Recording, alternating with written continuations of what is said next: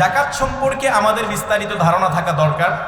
যে ধারণাটা না থাকলে আমরা অনেক সময় এই জাকাতের সঠিক বন্টনটা করতে পারছি না, জাকাতের হিসাবটা আমাদের কাছে ক্লিয়ার নয়। আল্লাহ তাআলা মহাগ্রন্থের ভিতরে এই জাকাত সম্পর্কে অসংখ্য আয়াত আল্লাহ তাআলা কোরআনের ভিতরে বর্ণনা করেছেন।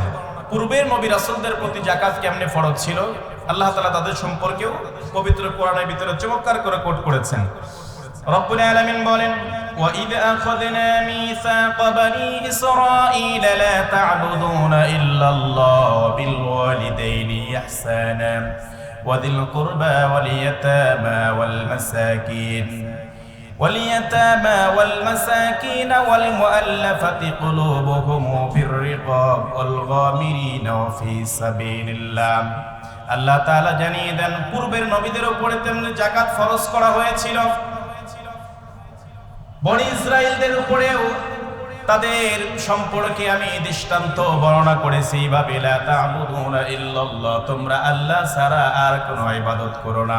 প্রতিবেশী আত্মীয় স্বজন যারা আছে তাদের সাথে সদাচরণ করো, পিতা মাতার সাথে সদ্ব্যবহার করো। এরপরে আকামুস সালাতা ওয়া আতাবুজ যাকাত, নামাজ কায়েম করো এবং যাকাত প্রদান করো। আল্লাহ তাআলা অন্য আয়াতে সূরাতুল আম্বিয়ার ৭৩ নম্বর আয়াতে রব্বুল আলামিন জানিয়ে দেন, وَجَعَلْنَاهُمْ أَئِمَّةً يَهْدُونَ بِأَمْرِنَا وَأَوْحَيْنَا إِلَيْهِمْ فِعْلَ الْخَيْرَاتِ وَإِقَامَ الصَّلَاةِ وَإِيتَاءَ الزَّكَاةِ। সেজন্য আল্লাহ তাআলা কেবলমাত্র আমাদের নবীর উপরে নয় অন্যান্য নবী রাসূল তাদের উম্মতদের উপরেও যাকাতটাকে আল্লাহ তাআলা ফরজ করে দিয়েছিলেন। আর বিশ্বনবী মুহাম্মদুর রাসূলুল্লাহ সাল্লাল্লাহু আলাইহি ওয়াসাল্লামের জন্য এক জায়গায় নয়, দুই জায়গায় নয়, পবিত্র কোরআনে ৮২ জায়গায় যাকাতের কথা উল্লেখ করে দিয়েছে। সুবহানাল্লাহ পড়ো। কত জায়গায়? ৮২ জায়গায় যাকাতের কথা উল্লেখ করা হয়েছে। তার মানে এটার গুরুত্ব কম না বেশি? হ্যাঁ, আল্লাহ তো একবার বললেই তো ফরজ হয়ে যায়, ৮২ বার বলার কারণ কি? মহাগ্রন্থ আল কোরআনের ভিতরে সরাসরি ৩০টি আয়াত সরাসরি যাকাত সম্পর্কে এসেছেন।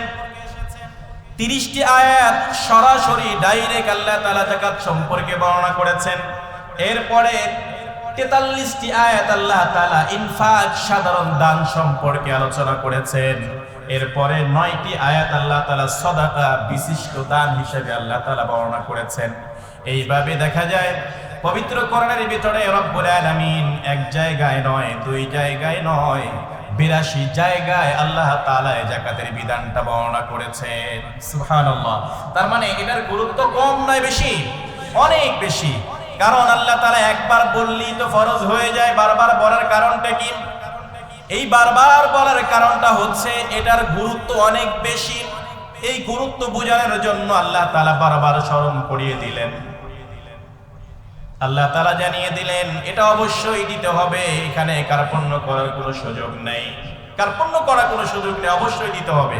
কারণ সম্পদ দেওয়ার মালিককে, আরো জোরে বলতে হবে, সম্পদ দেওয়ার মালিককে আল্লাহ তাআলা। সেই সম্পদ দিচ্ছেন, সেই সম্পদ থেকে আপনি একটি অংশ আল্লাহ তাআলার কাছে, আল্লাহ তাআলার সন্তুষ্টির জন্য গরিব দুঃখীদের মাঝে বন্টন করে দেবেন। এখানে এই যাকাতের ফজিলত, যাকাত সম্পর্কে আমাদের অনেক ধারণা নেই। যাকাত শব্দের অর্থ হচ্ছে বৃদ্ধি পাওয়া, পবিত্র হওয়া, আধিক্য, প্রাচুর্য, বিভিন্ন অর্থ আসে, বরকত। এখন যাকাত শব্দের প্রাথমিক অর্থ যেটা, সেটা হচ্ছে বৃদ্ধি হওয়া। যাকাত শব্দের অর্থ কি? বৃদ্ধি হওয়া। এখন যদি বলেন আমি আমার সম্পদ থেকে বের করে দিচ্ছি টাকা, তাহলে বৃদ্ধি হয় কেমন? প্রশ্ন আসতে পারে না যে আমি আমার সম্পদ থেকে টাকাটা বের করে দিচ্ছি, একটি অংশ চলে যাচ্ছে, এখান থেকে ঘাটতি হবে, বৃদ্ধি হয় কেমনে? কিন্তু আল্লাহ তাআলা বললেন না যাকাত শব্দের অর্থ যাকাত যদি দাও তোমার মালের ভিতরে আল্লাহ তাআলা বারাকা দিবেন, তোমার সম্পদকে বাড়িয়ে দিবেন। বিশ্বনবী যখন এই যাকাতের বিধানটা মদিনায় আসলেন, মদিনায় আসার পরে যাকাত সম্পর্কে যখন বর্ণনা করলেন, যাকাত দিলে মাল বৃদ্ধি হয়, মালে বরকত লাভ হয়। একজন ইহুদি মহিলা মদিনার সম্ভ্রান্ত একজন ব্যবসায়ী ছিলেন। তিনি চিন্তা করলেন যেহেতু আল্লাহর হাবিব বলেছেন যাকাত দিলে মাল বৃদ্ধি হয়, যেহেতু তার অসংখ্য ব্যবসার পণ্য ছিল, টাকা পয়সা ছিল, বাড়িতে গিয়ে ইসলাম গ্রহণ না করেও তিনি যাকাত দেওয়া শুরু করে দিলেন। মাল বৃদ্ধি হবে সেই আশায় কি করলেন? যাকাত দেওয়া শুরু করে দিলেন। যাকাত দিয়ে প্রায় সম্পদ শেষ করে দিয়েছেন।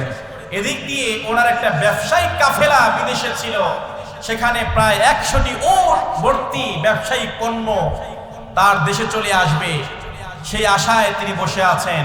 হঠাৎ করে খবর চলে আসলো মরুভূমির ভিতরে ব্যবসায়িক কাফেলার ভিতরে ডাকাতে হামলা করেছে, ব্যবসায়িক সমস্ত মাল সব লুণ্ঠন করে নিয়েছে।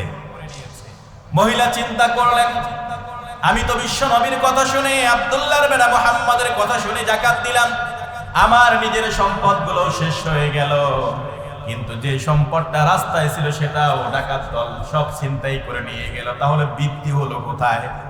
বৃদ্ধি হলো কোথায়? আমি কি এখনই মুহাম্মাদের কাছে গিয়ে এই বিষয়ে প্রশ্ন করব? তুমি বলেছো যাকাত দিলে বৃদ্ধি হয়, কিন্তু আমার মাল তো সব শেষ হয়ে গেল, রাস্তায় যেটা ছিল সেটাও শেষ হয়ে গেল। হঠাৎ করে দেখেন বিশাল একটা কাফেলা তার বাড়ির দিকে প্রবেশ করেছে। তাকিয়ে দেখে কাফেলাটা অন্য কোনো কাফেলা না, যে কাফেলাটা বিদেশ থেকে 100টি উট বহন করে ভর্তি করে মাল ভর্তি করে আসার কথা ছিল, সেই কাফেলাটা বাড়ির উঠানে এসে হাজির হয়েছে। বাড়ির উঠানে হাজির হয়েছে। মহিলা তো অবাক, কি ব্যাপার? আমি শুনলাম রাস্তায় ডাকাত দল সব ছিনতাই করে নিয়ে গিয়েছে, অথচ আমার কাফেলার কোনো ক্ষয়ক্ষতি হয় নাই, তোমরা 100টি উটি নিয়ে এসেছো। তখন তারা বলছে, হ্যাঁ আপনি ঠিকই শুনেছেন, আমাদের সামনে যে কাফেলাগুলো ছিল তাদেরকে ডাকাত ধরে সব ছিনতাই করে নিয়ে গিয়েছে, কিন্তু আমাদের কাফেলাটা কি হলো গিয়ে, আমাদের যে যানবাহনগুলো ছিল তদানীন্তন সময় যানবাহন ছিল উট, এই যানবাহনগুলোর দেখা যায় যে চাকা পাঞ্চার হয়ে যায়। চাকা পাঞ্চার বলতে কি, উটের পা একটা ডিস্টার্ব হয়ে যায়। আমরা তাদের পিছনে ছিলাম, কিন্তু যে লিডার উটটা ছিল সেই লিডার উটটার সামনের পাটা একটু ডিসপ্লেস হয়ে উটটা বসে পড়ে। আর উটের একটা সিস্টেম আছে দেখবেন তো, উট নেতাকে ফলো করে, সবসময় লিডারকে ফলো করে। লিডার যেদিকে যাবে সব উট সেদিকে যাবে, লিডার বসে পড়লে সব উট বসে পড়বে। যখনই লিডার বসে পড়েছে সমস্ত উটগুলো তার দেখা দেখি বসে পড়েছে। আমরা সেখানে যাত্রা বিরতি করলাম, ইতিপূর্বে শুনলাম সামনে যে যাত্রীগুলো ছিল সব ডাকাতি হয়ে গেছে, আমরা সাইড কেটে অন্য রাস্তায় চলে এসেছি। মহিলা বলল, ঠিক আছে, আব্দুল্লাহর বেটা মুহাম্মদ যে বলছে যাকাত দিলে মাল বৃদ্ধি হয়, এটা তার প্রমাণ আমি পেয়ে গিয়েছি। সেই জন্য যাকাত শব্দের অর্থ হচ্ছে বৃদ্ধি, বরকত। মুসলমানদের নিসাব পরিমাণ সম্পদের একটি নির্দিষ্ট অংশ বছর পূর্তিতে আল্লাহ তাআলার সন্তুষ্টির জন্য রব্বুল আলামিনের করা নির্ধারিত খাতসমূহে ব্যয় করে দেওয়ার নাম হচ্ছে যাকাত। আল্লাহ তাআলা কর্তৃক নির্ধারিত খাতসমূহে ব্যয় করে দেওয়ার নামই কি? যাকাত। এখন এই যাকাতের যে বিধানগুলো এসেছে এই সম্পর্কে আমাদের অসংখ্য মানুষের কোনো আইডিয়া নাই, অসংখ্য মানুষের কোনো আইডিয়া নাই। যাকাত নিসাব পরিমাণ সম্পদ এবং নির্দিষ্ট ব্যক্তিদেরকে দিয়ে দিতে হবে, আপনি এলোপাথারি দিলে হবে না। এলোপাথারি দান সাধারণ দান, যেটা আপনি যে কাউকে দিতে পারেন, কিন্তু যাকাত আপনি যে কাউকে দিলে এটা হবে না। যাকাত আল্লাহ সরাসরি নির্ধারণ করে দিয়েছেন, 8টি খাত আল্লাহ তাআলা বর্ণনা করেছেন, এই 8টি খাতেই তোমাকে যাকাত দিতে হবে। এর এলোপাথারি করলে এটা যাকাত হিসেবে গণ্য হবে না। রব্বুল আলামিন সূরাতুত তাওবার 60 নম্বর আয়াতে বর্ণনা করেন, ইন্নামাস সাদাকাতু লিল ফুকারাই ওয়াল মাসাকিন ওয়াল আমিলিনা আলাইহা ওয়াল মুআল্লাফাতি কুলুবুহুম ওয়া ফির রিকাব ওয়াল গামিরিনা ওয়া ফি সাবিলিল্লাহি ওয়া ইবনিস সাবিল ফরিদাতাম মিনাল্লাহ ওয়াল্লাহু আলিমুন হাকীম।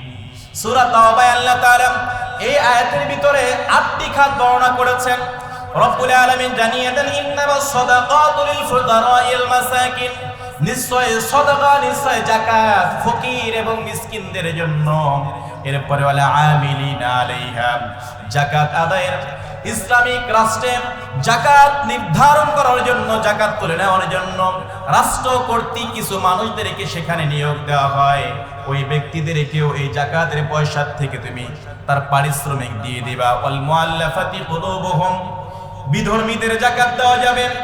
তাদের মন ইসলামের প্রতি আকৃষ্ট করার জন্য, ওয়াফির রিকাবাল গামিরিন, ঋণ মুক্তির জন্য, দাস মুক্তির জন্য যাকাত দেওয়া যাবে। ওয়াফি সাবিলিল্লাহ, আল্লাহর জমিনে আল্লাহর বিধান বাস্তবায়নের জন্য যারা সংগ্রাম করে যায়, প্রতিনিয়ত আল্লাহর এই জমিনে আল্লাহর কোরআনটা বাস্তবায়নের জন্য সারা সংগ্রাম চালিয়ে যায়, ওই সকল মুজাহিদদেরকে যাকাতের পয়সা দেওয়া যাবে, টাকা দেওয়া যাবে। ওয়াফি সাবিলিল্লাহি ওয়া বুনিস সাবিল। ৮ নম্বরে হচ্ছে মুসাফির ব্যক্তি যারা, যদিও সে সম্পদশালী হয় কিন্তু ভ্রমণে এসে টাকাটা শেষ হয়ে গিয়েছে, ওই ব্যক্তিকে বাড়ি পর্যন্ত পৌঁছাতে যাকাতের টাকা দিয়ে সহযোগিতা করা যাবে তাকে। এই যে 8টি খাত রব্বুল আলামিন সরাসরি বর্ণনা করে দিলেন, এই 8টি খাতের বাহিরেও যাকাত দেওয়া যাবে না।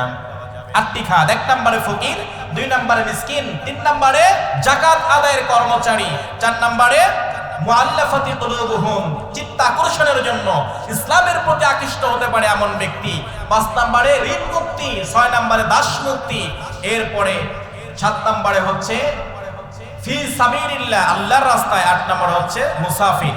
এই 8টি খাত, এই 8টি খাতের বাইরে যাকাত দেওয়া যাবে যাবে না, এটা আল্লাহ কর্তৃক নির্ধারিত, আল্লাহ তাআলা এটা নির্ধারণ করে দিয়েছেন। এবার আসুন, যাকাত যে আমরা আদায় করব, যাকাত ফরজ হওয়ার কিছু শর্ত রয়েছে, যাকাত ফরজ হওয়ার কিছু শর্ত রয়েছে, এই শর্তগুলো আমাদের জানা দরকার। তেমনি ভাবে যাকাত ফরজ হওয়ার 5টি শর্ত রয়েছে। কয়টি শর্ত? আরো জোরে বলেন, কয়টি? মনে রাখবেন এবং এখান থেকে মগজের ভিতর ঢোকাতে হবে, তাহলে যাকাতের হিসাবটা বুঝবেন না।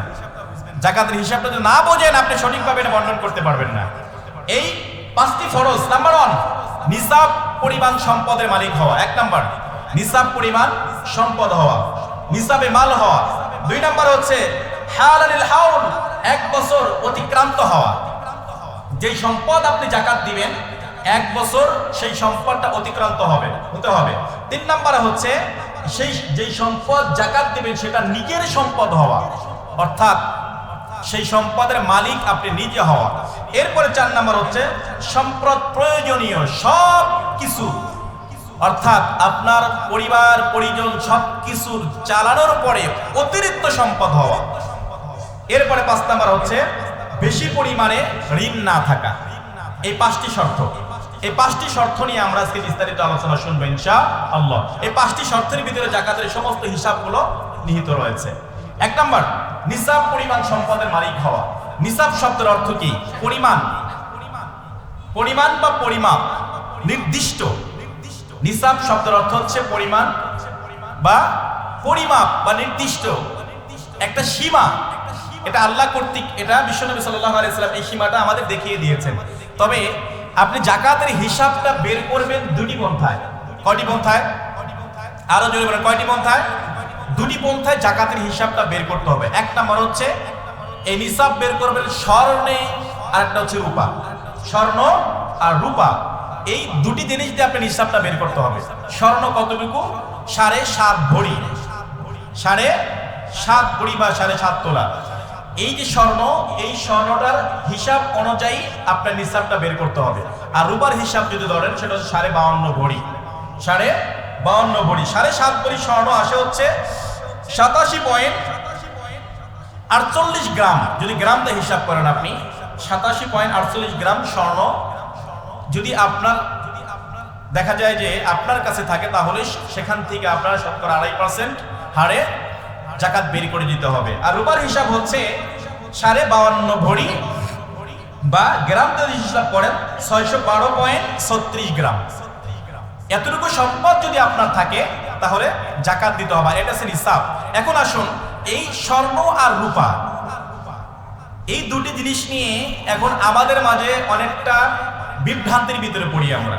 কারণ স্বর্ণ আর রূপার এদের দাম এখন আকাশ পাতাল ব্যবধান, স্বর্ণ আর রূপার দামের ক্ষেত্রে এসে।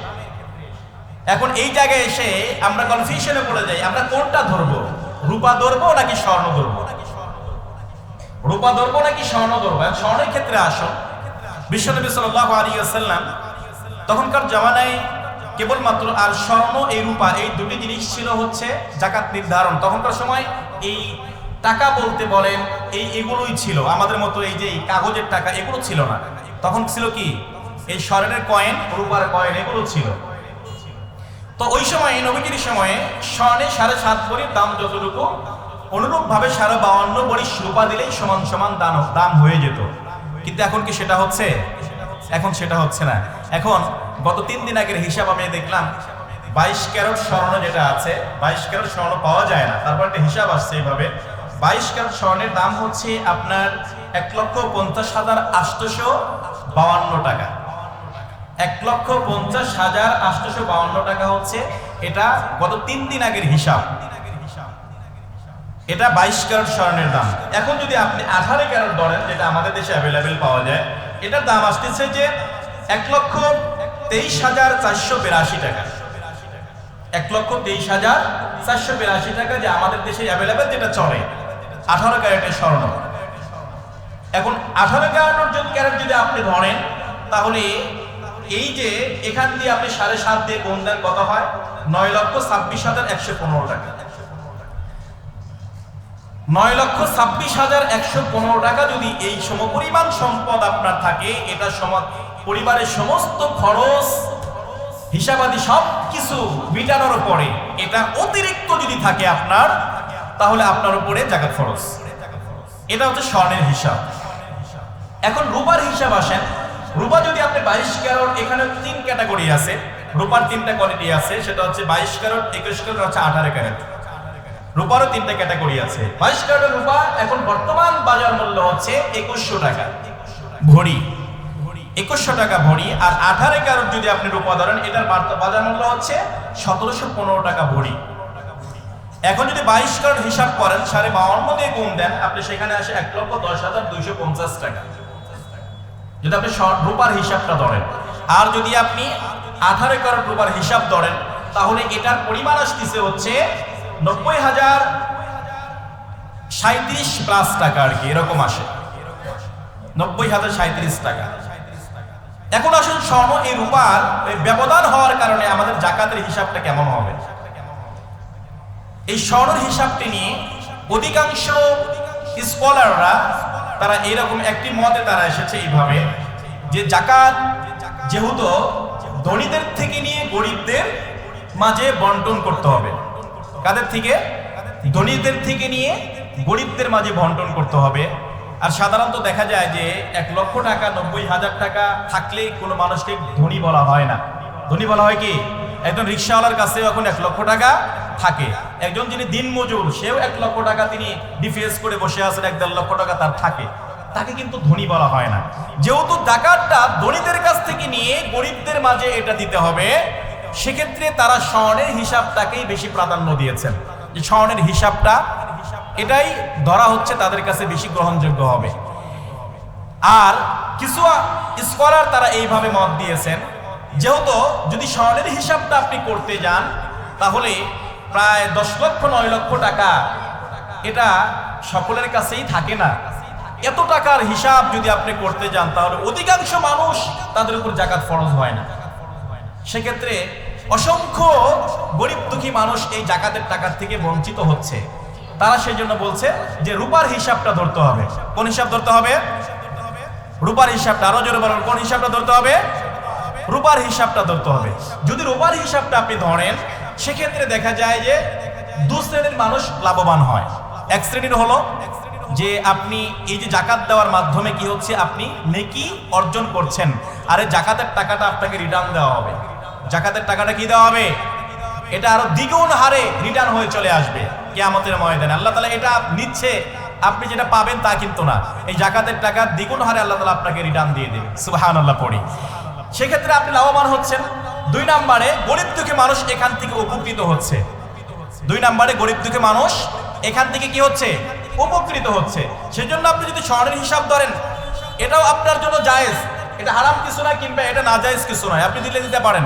তবে রূপার হিসাবটা, আমাদের দেশে যেটা রূপার হিসাবটা যদি আপনি ধরেন, তাহলে সমাজের অসংখ্য মানুষ, বঞ্চিত মানুষরা সেখান থেকে উপকৃত হবে। যদি রূপার হিসাবটা ধরেন, তাহলে এই যে আসলো রূপার হিসাব, যদি আপনি 18 ক্যারেট রূপার হিসাব ধরেন, তাহলে 90,000 টাকা আসলেই আপনার কি হচ্ছে? জাকাত ফরজ হয়ে যাচ্ছে। 90,000 টাকা যদি আপনার হিসাবে, অর্থাৎ বছর সারা বছর সবকিছু খরচ বহন করার পরে এটা উদ্বৃত্ত থাকে, তাহলে এর উপরে আপনি হিসাব করে আপনি কত টাকা দিয়ে দিবেন? 2.5%, শতকরা 2.5% হারে আপনি জাকাত দিয়ে দিবেন। এক্ষেত্রে যদি আপনি স্বর্ণেরটাও দেন তাতেও কোনো অসুবিধা নেই, তবে মানুষদের থেকে মানে অসংখ্য মানুষ বঞ্চিত হয়ে যাবে যদি স্বর্ণের হিসাবটা আপনি করেন। অনেকেরই জাকাত ফরজ হবে না। এবার আসুন 2 নম্বর হিসাব, যেটা 1 বছর অতিক্রান্ত হওয়া। 2 নম্বর শর্ত যেটা 1 বছর অতিক্রান্ত হওয়া। এখন বছরটা হিসাব করবেন কেমনে? এটা আপনার চন্দ্র বছর হিসাব করতে হবে, সৌর বছর হিসাব করলে হবে না। চন্দ্র বছর কয় দিন? বছরে কয় দিন হয় বলেন দেখি? 354 দিন। কত দিন? 354 দিন হচ্ছে চন্দ্র বছর। এই চন্দ্র বছর হিসাব করতে হবে কতটুকু? ধরেন আজকে আপনি নেসাবে মাল হয়ে গেছেন, অর্থাৎ আজকে আপনি নেসাবে মাল হয়ে গেছেন, আজকের থেকে আপনি হিসাব করা শুরু করে দেবেন। এইভাবে হিসাব করতে করতে 1 বছর শেষ হওয়ার পরে পরের বছর এই তারিখে এসে যদি দেখেন আপনার সমস্ত খরচ বাদে আপনার জাকাত দেওয়ার মতো সম্পদ আপনার গচ্ছিত আছে, তাহলে সেখান থেকে শতকরা 2.5% হিসাবে আপনি সেখান থেকে হিসাব বের করে জাকাত দিয়ে দিতে হবে। তার মানে আপনার বছর হিসাব করতে হবে। এখানে কেবলমাত্র রমজান মাস যে জাকাত দিতে হবে এটা নির্দিষ্ট নয়, বছরের যে কোনো সময় আপনি জাকাত দিতে পারেন। রমজান মাস মানুষ জাকাত দেয় এই জন্য যে সওয়াব বেশি পাওয়া যায়। কি জন্য বলেন তো দেখি? সওয়াব বেশি পাওয়ার আশায় রমজান মানুষ জাকাতের হিসাব করে। তার মানে ইসলাম কিন্তু এটা নির্ধারণ করে দেয় নেই যে তোমাকে রমজানেই জাকাত দিতে হবে, বছরের যে কোনো টাইমে আপনি হিসাব করতে পারেন। এইখানে আরেকটা হিসাব আমাদের ক্লিয়ার হওয়া দরকার। ধরেন আজকে আপনি বছর গণনা করা শুরু করে দিয়েছেন, এটা কি মাস? রমজান না, ইংলিশে কি মাস এটা? মার্চ মাস। মার্চ মাসের আজকে হচ্ছে 14 তারিখ। মার্চ মাসের আজকে 14 তারিখ। আপনি 14 তারিখ থেকে হিসাব করতে শুরু করে দিলেন নিসাবে মাল। এখন মার্চ চলে গেল, আপনি নিসাবে মাল হয়েছেন, আপনি মার্চ মাস থেকে নিসাবে মাল হয়েছেন, অর্থাৎ আপনি জাকাত দেওয়ার যোগ্য সম্পদ আপনার আছে, আজকে থেকে হিসাব শুরু করে দিয়েছেন। এখানে মাঝে গিয়ে এই সম্পদটা আপ ডাউন হয়েছে, আপনি এপ্রিলে, মে, জুনে গিয়ে ঠিকঠাক আছে, কিন্তু জুলাই, আগস্টে গিয়ে আপনার আর নিসাব পরিমাণ সম্পদ নাই, মালটা আপ ডাউন হয়েছে। এক্ষেত্রে কি শেষে গিয়ে আবার যখন আপনার জানুয়ারি, ফেব্রুয়ারি, মার্চ মাস চলে আসো, তখন আবার সম্পদটা আবার লেভেল হয়েছে। এখন আপনার হিসাব কি হবে? এই ক্ষেত্রে অনেকে এটিটা বিভ্রান্তির ভিতরে পড়ে যায়, মাঝখানে জাকাত দেওয়ার উপযোগী সম্পদ ছিল না, আমি সব শেষ করে ফেলছিলাম। সেক্ষেত্রে এখন আপনার হিসাব কি হবে? আপনার হিসাব হলো যেদিন থেকে আপনি নিসাবে মাল গণনা করতে শুরু করে দিয়েছেন আজকে পর্যন্ত, এখানে এসে যদি আপনি অনুরূপ টাকার মালিক হন, তাহলে আপনি পুরো বছর হিসাব করেই আপনার 2.5% হারে জাকাত দিয়ে দিতে হবে। আর যদি আপনি শেষের অংশ গিয়ে যদি আপনি শুরুতে আপনার নিসাব পরিমাণ সম্পদের মালিক ছিলেন, কিন্তু শেষে গিয়ে আপনার সেই সম্পদটি নাই, তাহলে সেক্ষেত্রে আপনার উপর কি হবে না? জাকাত ফরজ হবে না। এটা হচ্ছে 1 বছর পূর্তি হওয়া 2 নম্বর শর্ত। এবার 3 নম্বর শর্ত হচ্ছে নিজের সম্পদ হওয়া। যেই সম্পদটা দিচ্ছেন আপনি, এটা আপনার নিজের হতে হবে, অন্য কারো সম্পদে জাকাত দেওয়া যাবে না। এরপরে 4 নম্বর হলো সম্পদ প্রয়োজনীয় সবকিছু অতিরিক্ত হওয়া। এখন এক্ষেত্রে আপনার নিজের প্রয়োজন, পরিবারের প্রয়োজন, আত্মীয় স্বজনের প্রয়োজন মিটিয়ে এরপরে আপনি সেখানে শখের বশবর্তী হয়ে একটা গাড়ি কিনেছেন, কিংবা দেখা যায় যে আপনি একটা বাড়ি করেছেন, এখানে সব হিসাব বাদ যাবে। এখানে বাদ যাওয়ার পরে অতিরিক্ত যখন আপনি নিসাবের যদি মাল হন, সব হিসাব বাদ দিয়ে যদি অতিরিক্ত নিসাবের মালিক হন, তাহলে আপনি সেখান থেকে আপনি 2.5% হিসাব করে জাকাত দিয়ে দিবেন। এটা হচ্ছে সম্পদের প্রয়োজনে সবকিছু অতিরিক্ত হওয়া। 5 নম্বর হচ্ছে বেশি পরিমাণে ঋণ না থাকা। এইখানে এসে আমাদের সবচেয়ে বেশি প্রশ্ন এই ঋণের ক্ষেত্রে এসে, যে আমরা ঋণ আছে জাকাত দেব কেমনে? ঋণের 2টা কোয়ালিটি আছে। একটা হচ্ছে প্রদীয় ঋণ আর একটা হচ্ছে প্রাপ্য ঋণ। একটা প্রদীয় ঋণ আর একটা প্রাপ্য ঋণ। প্রদীয় ঋণ কোনটা? যেটা আপনি ঋণ করেছেন, সেখানে হয়তো ব্যাংক থেকে লোন নিতে পারেন, কিংবা অন্য কোনো জায়গার থেকে আপনি ঋণ নিতে পারেন। ব্যাংক থেকে লোন নেওয়ার ক্ষেত্রে আপনি এই ঋণটা পরিশোধের ক্ষেত্রে 2টি ক্যাটাগরি আছে। একটা হচ্ছে আপনি কিস্তিতে শোধ করছেন, আর একটি হচ্ছে একবারে বছর শেষে একদম শেষ করে দিচ্ছেন, শোধ করে দিচ্ছেন।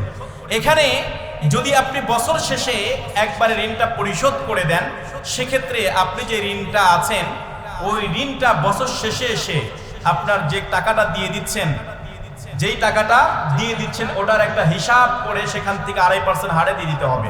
আর যদি আপনার কিস্তি হারে দেন তাহলে আপনার চন্দ্র বছর হিসাব করতে হবে। এক বছরে কয় কিস্তি হয় বলেন তো দেখি? এক মাস করে দিলে কয় কিস্তি হয়? 12 কিস্তি। তাহলে 12 কিস্তি হারে এক বছরে যে 12 কিস্তি দিয়েছেন, এই 12 কিস্তি হিসাব করে যেই টাকাটা অংশ অতিরিক্ত আসবে সেখান থেকে জাকাতের হিসাব বের করে দিতে হবে। এরপরে আরেকটা ঋণ হচ্ছে যেটা প্রাপ্য ঋণ। এই প্রাপ্য ঋণটা আমি অন্যের কাছে পাই। এখানে পাওয়ার ক্ষেত্রে দুটি ক্যাটাগরি আছে। একটা আছে হয়তো সম্ভাবনা আছে দেবে, আর একটা আছে যে টাকা আর সম্ভাবনা নাই, এটা দেবে না। অনেক সময় এরকম হয় না? ব্যবসা বাণিজ্য যারা করেন অনেক সময় দেখা 2-4 লাখ 5 লাখ টাকা নিয়ে একবার উদাও হয়ে গেছে, আর খবর নেই। তাহলে ওই টাকাটা আপনার টাকা, কিন্তু যেটা আর সম্ভাবনা নাই, এটা দেওয়ার আর কোনো সুযোগ নাই, সে দেবে না, তাহলে সেটা বাদ যাবে। আর যদি সম্ভাবনা থাকে এই টাকাটা আসবে, তাহলে আপনি সেখান থেকে যখন আসে ওই হিসাব করে ওখান থেকে জাকাতের টাকা বের করে জাকাত দিতে হবে। এই যে এই 5টি শর্ত, জাকাতের 5টি শর্ত আপনাকে অবশ্যই এই শর্তগুলো মেনটেন করতে হবে। জাকাতের আরো অনেক অসংখ্য আলোচনা রয়েছে। জাকাত নিয়ে ঘন্টার পর ঘন্টা আলোচনা করলে আমাদের সমস্যাগুলো সমাধান হবে না, যে সমস্যার সম্মুখীন আমরা জাকাত নিয়ে হই। এবার আসুন মৌলিকভাবে জাকাত যোগ্য সম্পদ, মৌলিকভাবে যেই সকল সম্পদের জাকাত দিতে হবে সেই সকল সম্পদ সম্পর্কে আমাদের একটু ধারণা থাকা দরকার। মৌলিকভাবে 5টি বস্তু থেকে আমাদের জাকাত দিতে হয়। কয়টি বস্তু? 4টি বস্তু থেকে আমাদের জাকাত দিতে হয়। কয়টি? আরো জোরে বলুন কয়টি? 1 নম্বরে জমিতে উৎপাদিত ফসল, যেটাকে বলা হয় ওসর। কিন্তু আমাদের দেশে ওসর সিস্টেমটা খুব একটা বেশি নাই, যার কারণে ওসরের আলোচনা খুব একটা বেশি হয় না। 2 নম্বরে হচ্ছে ব্যবসায়িক সম্পদ। ব্যবসায়িক সম্পদ, এটার অসংখ্য ক্যাটাগরি আছে। এই ব্যবসায়িক সম্পদের অসংখ্য ক্যাটাগরি আছে, এই জুমার নামাজ এত বিস্তারিত আলোচনা করে শেষ করা যায় না। 3 নম্বরে হচ্ছে স্বর্ণরৌপ্য। 4 নম্বরে হচ্ছে পশু প্রাণী বা চতুষ্পদ যন্ত্র। এই 4টি ক্যাটাগরির বস্তুর আপনার জাকাত দিতে হয়। এই জাকাত নিয়ে আমরা মোটামুটি একটা আলোচনা শুনলাম। এই জাকাত নিয়ে এখানে ব্যবসায়িক পণ্যের ভিতরে অসংখ্য পণ্য আছে। এখানে স্থাবর সম্পত্তি বাদ যাবে। আপনার মাথায় রাখতে হবে স্থাবর সম্পত্তি এটা বাদ যাবে। স্থাবর সম্পত্তি বলতে কি বোঝায়? আপনার বাড়ি, গাড়ি, এরপরে অফিস আদালত, এরপরে আছে জমি জমা, সব বাদ যাবে। এখন এই ক্ষেত্রে অনেকগুলো আছে, যখন আপনি একটা ফ্ল্যাট সেখানে দিয়েছেন, সেখানে ভাড়া দিচ্ছেন, অনেক সময় এটা নিয়ে আমরা কনফিউশনের ভিতরে পড়ে যাই। এই ফ্ল্যাট যে ভাড়া দিচ্ছি এটা ভাড়ার জন্য তৈরি করা হয়েছে, তাহলে কি ফ্ল্যাটের কত টাকা হিসাব আসে এটা হিসাব করে জাকাত দেব? যে না, এখান থেকে ফ্ল্যাটটা বাদ যাবে, আপনার ওখান থেকে যে ভাড়াটা পাচ্ছেন ওই ভাড়ার থেকে হিসাব করে জাকাত দিতে হবে। আপনি গাড়ি চালাচ্ছেন, বিলাসিতার জন্য গাড়ি চালাচ্ছেন, 4টা-5টা করে BMW চালাচ্ছেন, আপনি কোটি কোটি টাকা সম্পদ, কিন্তু সেখানে কোনো জাকাত হবে না। ওটা হচ্ছে আপনার স্থাবর সম্পত্তি। ব্যবসায়িক ক্ষেত্রে এসে আপনি ব্যবসায়ী দোকানটার হিসাব আসবে না। ব্যবসার ক্ষেত্রে এসে আবার দেখা যায় যে অনেক সময় মেশিনগুলো আমরা ব্যবহার করি, মেশিনের কোনো হিসাব আসবে না। মেশিন থেকে উৎপাদিত যেই সকল পণ্য হয় সেই পণ্যগুলোর থেকে আপনার জাকাতের হিসাব করতে হবে। পণ্যগুলোর থেকে জাকাতের হিসাব করতে হবে। আশা করি ব্যবসা নিয়ে আরো অনেক আলোচনা আছে, বিশেষ করে ব্যবসার অনেকগুলো ক্যাটাগরি আছে। অনেকেই বালুর ব্যবসা করে, ইটের ব্যবসা করে, অনেকে সুতার ব্যবসা করে, কাপড়ের ব্যবসা করে, কাঁচামালের ব্যবসা করে, অনেক ব্যবসায়ী আছে। আর বালুর ব্যবসার ক্ষেত্রে যে সকল বালুগুলো রেখে দিয়েছেন, আপনি জাকাতের যেদিন হিসাব করবেন আপনার বালু কতটুকু আছে, কি পরিমাণ আছে, সেটা হিসাব করে দিয়ে দিতে হবে। এক্ষেত্রে জমির ক্ষেত্রে আরেকটি প্রশ্ন আমাদের থেকে যায়, সেটা হচ্ছে জমি ক্রয় বিক্রয় অনেকেই করে, জমি ক্রয় বিক্রয় করে। স্থাবর সম্পত্তির কোনো জাকাত নেই, তবে যদি আপনি জমি ক্রয় বিক্রয় করেন, প্লট ক্রয় বিক্রয় করেন, সেক্ষেত্রে আপনার জাকাত তখন বাধ্যতামূলক সেটা দিতে হবে। এখন জমি ক্রয় করে ধরেন ঢাকাতে আপনি 1 কাঠা জমি কিনেছেন, এটা আজ থেকে 20 বছর আগে, 2 বছর আগে কিনেছেন কত টাকা দিয়ে? হয়তো 2 লাখ টাকা দিয়ে আপনি কিনেছেন। এখন ঢাকাতে এক কাঠা জমির দাম কত? প্রায় 2 কোটি টাকার উপরে। এখন যদি হিসাব করেন যারা 2 লাখ টাকা দিয়ে কিনেছিলাম, ওই 2 লাখ হিসাব করে দিয়ে দিলাম, হবে না। জাকাত যেদিন হিসাব করবেন ওই দিন বাজার মূল্য কত, জাকাত যেদিন হিসাব করবেন ওই দিন বাজার মূল্য কত, এই বাজার মূল্যকে হিসাব করে আপনাকে জাকাতের টাকা বের করে দিতে হবে। তার মানে যদি আপনি জমি ক্রয় করেন ব্যবসার জন্য, বেচা কেনার জন্য, তাহলে ওই জমিটা জাকাতের হিসাবে আসবে। আপনি যদি প্লট ক্রয় করেন ব্যবসার জন্য, তখন ওই প্লটটা জাকাতের হিসাবে আসবে, অন্যথা জাকাতের হিসাবে আসবে না। জি, উসর, হ্যাঁ, উসরের ক্ষেত্রে এসে হচ্ছে আপনার এখানে শতকরা 10% আর 20% এটা আসে। 20% কোনটা? যেটা আল্লাহ কর্তৃক অর্থাৎ বৃষ্টির মাধ্যমে যেই সকল ফসলগুলো উৎপাদিত হয় সেখান থেকে আপনার যে সম্পদগুলো আসে সেখান থেকে 10% হারে 20% হারে জাকাত দিতে হবে। 20%। আর যেটা শেষ প্রকল্প না, শেষ প্রকল্প যেটা এটা 10%, কারণ যেহেতু এটা আপনার খরচ হচ্ছে। শেষ প্রকল্প অর্থাৎ নিজে যখন আপনি মেশিন দিয়ে সম্পদ উৎপন্ন করবেন, যেহেতু আপনার খরচ হচ্ছে সেখানে এখানে পার্সেন্ট কম, আর যখন আপনার খরচ হচ্ছে না আল্লাহ প্রদত্ত জিনিস সেখানে আপনার 20% আসবে। আর হচ্ছে পশু চতুষ্পদ জন্তুর ক্ষেত্রে এটা আসবে, যেহেতু আমাদের দেশে এটা অ্যাভেলেবেল নাই, তারপরে এটা ক্লিয়ার করি। 25টা উট থাকলে একটা উট জাকাত দিতে হবে, 25টা উট থাকলে একটা উট জাকাত দিতে হবে, 30টা গরু থাকলে একটা গরু জাকাত দিতে হবে, 40টা ছাগল থাকলে একটা ছাগল জাকাত দিতে হবে। এটা হচ্ছে আপনার চতুষ্পদ জন্তুর হিসাব। আশা করি জাকাত নিয়ে মোটামুটি আমাদের একটা ধারণা হয়েছে। এরপরে যদি কোনো প্রশ্ন থাকে, এরপরে জাকাত নিয়ে কোনো প্রশ্ন থাকলে আশা করি আপনি পার্সোনালি প্রশ্ন করবেন, ইনশাল্লাহ চেষ্টা করব জাকাত নিয়ে সঠিক সমাধানগুলো দেওয়ার জন্য। তো জাকাত নিয়ে আমাদের কি করতে হবে? এই জাকাতের বিধানটা সমাজে বাস্তবায়ন করার জন্য আপনাকে অক্লান্ত পরিশ্রম করে যে সম্পদ অর্জন করেন, অথচ এটার থেকে দিতে আমাদের কষ্ট হয়ে যায়। সেক্ষেত্রে এই জাকাতের বিধানটা সমাজে যদি বাস্তবায়ন হতো তাহলে সমাজ কি এইভাবে থাকতো না কখনোই। সমাজটা একদম সুশৃঙ্খল, সমাজটা একদম সুন্দর সমাজে পরিণত হয়ে যেত। কারণ জাকাত যেই সমাজ ব্যবস্থা, জাকাতের সমাজ ব্যবস্থা যদি হয়, সেই সমাজে কোনো রাহাজানি, চিন্তায়, দুর্নীতি কোনো কিছু থাকবে না। কারণ জাকাত দেওয়ার সিস্টেম এটা আলোচ্য বিষয় অনেক লম্বা। যেহেতু জুমার দিন আমার সময় প্রায় শেষ হয়ে গেছে, তারপরে আমি কয়েকটা মিনিট আজকে বাড়াই নেব, এই জন্য জাকাত নিয়ে আলোচনা করবো না। সামনে আরো 2 আলোচনা আছে, আরো অন্য 2টি সাবজেক্ট আছে। তো এই জাকাত নিয়ে আমাদের দেশের সিস্টেম কোনটা? যে আমরা জাকাতের লুঙ্গি শাড়ি দেই। জাকাতের কি দেই? কথা বলে না। লুঙ্গি শাড়ির সাথে জাকাতের কোনো সম্পর্ক নেই।